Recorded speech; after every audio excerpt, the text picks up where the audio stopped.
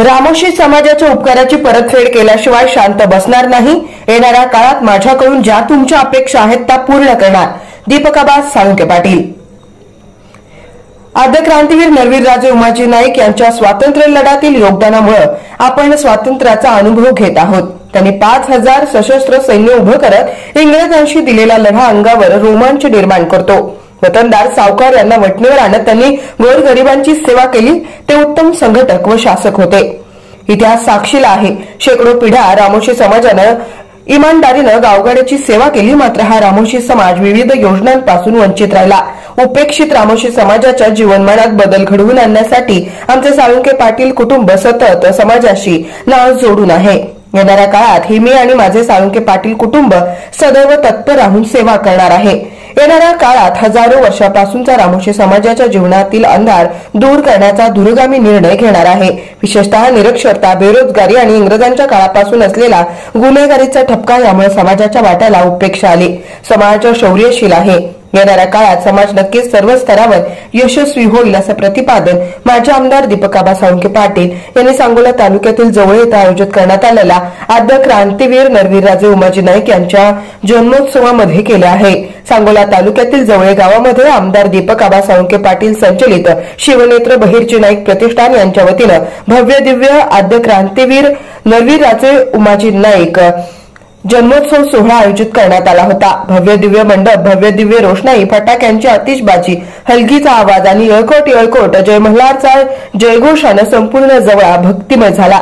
विशेषतः प्रथम सकाळच्या सत्रात 10 वाजता युवा नेते यशराजे साळुंखे पाटील यांच्या शुभ हस्ते आद्य क्रांतीवीर नरवीरराजे उमाजी नाईक यांच्या भव्य दिव्य प्रतिमेचे पूजन करून दीप प्रज्वलन करीत सोहळ्याची सुरुवात करण्यात आली।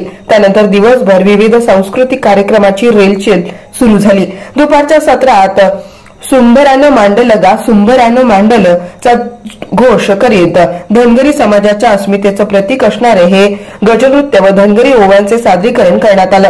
त्यानंतर सायंकाळच्या सत्रात ओम नमो श्री जगदंबे नमन तुझ अंबे करुण प्रारंभे डफावर थाप तुंटुण्याची तानथ शाहीर हा महाराष्ट्राचा प्राण उमाजी नाईकांचे गातो गुणगान। महाराष्ट्रातील सुप्रसिद्ध शाहीर सुभाष गोरे यांनी आद्य क्रांतीवीर नरवीरराजे उमाजी नाईक यांच्या संपूर्ण इतिहास पोवाड्याच्या माध्यमातून सादरीकरण केला।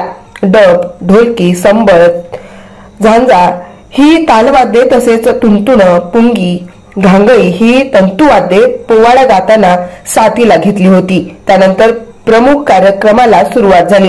यामध्ये माजी आमदार दीपकाबा साळुंखे पाटील यांचे जंगी स्वागत करण्यात आलं। राजे उमाजी नाईकांना मान्यवरांच्या हस्ते मानवंदना देण्यात आल्यानंतर मान्यवरांचा संयोजकांच्या वतीनं सत्कार सोहळा आयोजित करण्यात आला। या विशेष सोहळ्याचे प्रास्ताविक करीत असताना रामोशी समाजाचे समाजसेवक राजाभाऊ गुजले यांनी शिवनेत्र बहिर्जी नाईक प्रतिष्ठानचे कार्य समजून सांगितलं। रामोशी समाजाच्या विविध मागण्या केल्या तसेच कोणत्याही परिस्थितीत दीपकाबांनी विधानसभा निवडणूक लढवावी अशी प्रमुख मागणी केली। त्यानंतर विविध मान्यवरांनी आपलं मनोगत व्यक्त केलं। विशेषतः डॉक्टर पियुष दादा साळुंखे पाटील यांनी राजे उमाजी नाईक यांचा खरा इतिहास आपल्या भाषणातून व्यक्त केला। विशेष करून सुप्रसिद्ध शाहीर सुभाष गोरे यांनी तयार केलेल्या दिलदार आमचे नेते आम्ही दीपकाबांचे कार्यकर्ते या गीताचा शुभारंभ करण्यात आला। राजाभाऊ गुजले यांच्या नेतृत्वाखाली खंडोबांच्या पुजाऱ्याने दीपकाबांना आमदार करण्यासाठी महासंकल्प अभिषेक आयोजित केला होता। यामध्ये विविध धार्मिक विधी करण्यात आल्या। विशेषतः दीपकाबांच्या शुभ हस्ते विविध मान्यवरांना पुरस्कार देऊन सन्मानित करण्यात आलं। या विशेष सोहळ्याला संपूर्ण महाराष्ट्रातून व कर्नाटकमध्ये भाविक भक्त आले होते।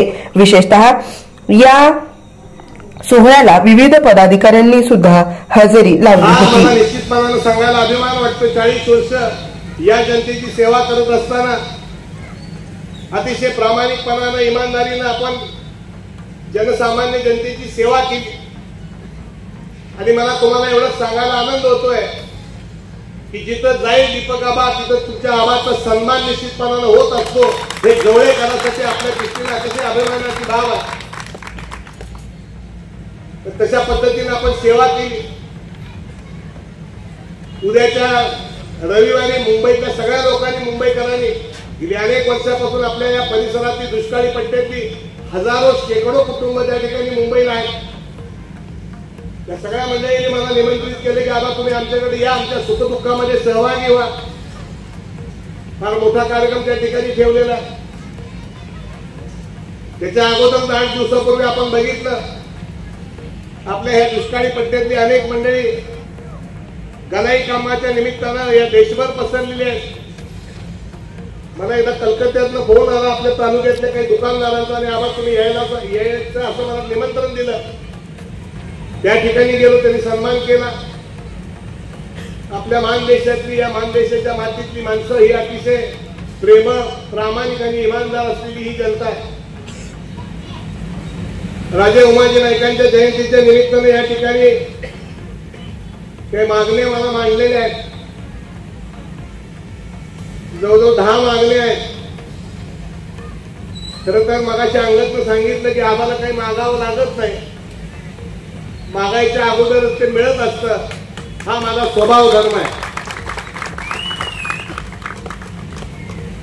आणि मी काही आणलं असं मला सांगायला मी कधी आवडत नाही.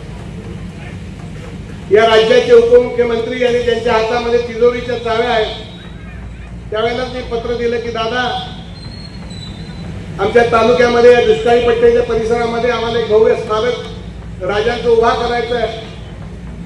माझ्या रामोशी समाजाच्या तरुणांना मला न्याय देण्यासाठी एक भव्य अशी इमारत, त्याच्यासाठी अनेक योजना आपल्याला या ठिकाणी उभा करायच्या.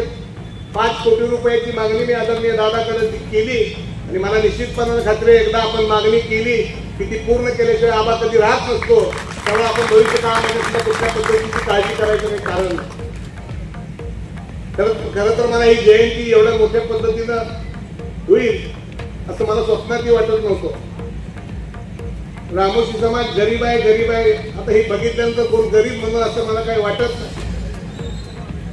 आणि आमच्या राजाभाऊकडे जर बघितलं तरी रामोशीचं पोरगा आहे का कुठल्या गुजर मारवाड्याचं पोरगा आहे कळतच.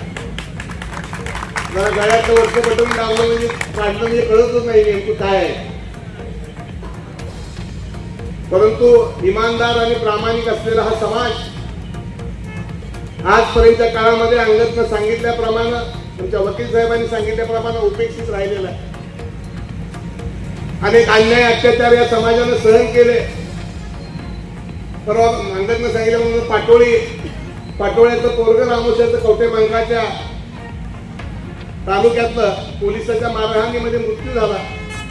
या समाजाला न्याय देत असताना तो आपल्या पक्षाचं सरकार असेल, विरोधी पक्षाचं सरकार असेल, अशा बाबतीमध्ये मी कधी विचार केलेला नाही. माझ्या कार्यकर्त्यावर अन्याय झाल्यानंतर आपल्या पक्षाचं सरकार असेल नाही तर विरोधाचं सरकार असेल, त्याला न्याय मिळवून दिल्याशिवाय आम्ही आजपर्यंत काळामध्ये कधी शांत बसलेलो नाही.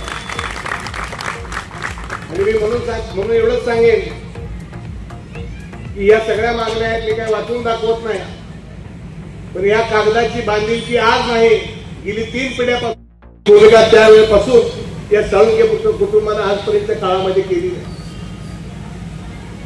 राजूचे वडील असतील, राजूची आई असेल, राजूचा मोठा भाऊ माझ्या वर्गात होता, आम्ही एका वर्गात शिकत होतो. अनेक वेळेला त्याच्या घरी मांडीला मांडी लावून जेवण्याचं काम त्या माऊलीनं आणि त्याच्या वडिलांनी माझ्यासारख्याच्या वाट्याला आलं. कधी कुठल्याही गावातलं गरीबाचं घर असेल, मग ते माणावरचं असेल, त्या वडर समाजातलं असेल, कैकाडी समाजातलं असेल, रामोशी समाजातलं असेल, कधीही आम्हाला वेगळं वाटलं नाही. हीच भूमिका घेऊन आपल्याला भविष्य काळामध्ये काम करायचंय. या निमित्तानं काही अपेक्षा आपण सगळ्या मंडळींनी व्यक्त केल्या. मनामध्ये काही दुगदुगी असेल तर आता अजिबात ठेवू नका. अजून काही कालावधी असल्यामुळे जरा जास्ती बोलत नाही. परंतु आजपर्यंतच्या राजकीय सामाजिक आयुष्यामध्ये साळुंखे पाटील कुटुंबानं काय मिळवलं असेल, जनतेचा आशीर्वाद मिळवलेला आहे. हीच आमची मोठी संपत्ती आहे, हेच आमचं भांडवल आहे. हे अतिशय अभिमानानं सांगेल. आबा मी आजच सांगतो, तुम्ही आमदार झालाय, मी आजच सांगतो. आणि मी संकल्प केलेला आहे. सर्व रामोशी समाज तुमच्या पाठीशी खंबीरपणे उभा आहे. मला जास्त बोलता येत नाही म्हणून मी मध्ये बोलूच नको, तू शांत.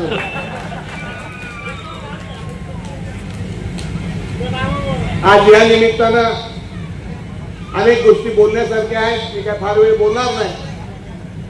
परंतु या आद्यक्रांतीवीराची राजे उमाजी नाईकांच्या जयंतीच्या निमित्तानं काही अपेक्षा आपल्या व्यासपीठावरच्या मंडळींनी या ठिकाणी मांडल्या, तर निश्चितपणानं आपण बांधील की आमच्या कुटुंबाची आणि आमच्या सगळ्यांची राहील एवढा शब्द या जाहीरपणानं या जवळच्या चौकामध्ये, अहिल्यादेवी चौकामध्ये आपल्या सगळ्यांना मी निश्चितपणानं देत आहे.